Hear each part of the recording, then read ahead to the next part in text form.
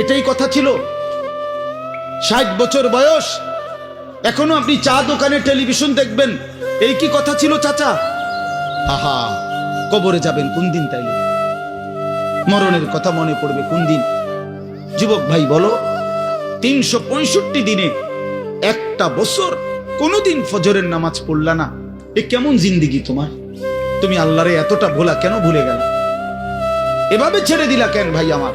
এই হলো একটা প্রশ্ন। আরেকটা প্রশ্ন হলো, লাকাদ মান্নাল্লাহু আলাল মুমিনিনা ইয বাআসা ফীহিম রাসূলাম মিন আনফুসিহিম। আমার এটুকু কথা মনোযোগ দিয়ে শুনেন সবাই। নবী সাল্লাল্লাহু আলাইহি সাল্লামের ব্যাপারে আল্লাহ বলছে, বান্দা, হে আমার ইমানদার বান্দা, এই পৃথিবীর সমস্ত নিয়ামত আমি দিয়েছি সবার জন্য। আসমান, জমিন, চন্দ্র, সূর্য, আলো, বাতাস, রোদ, বৃষ্টি, হাসি, কান্না, আনন্দ, বেদনা, স্ত্রী, সন্তান, গাছ, ফল, ফুল, ক্ষেত, ফসল, টাকা পয়সা, জায়গা, জমি,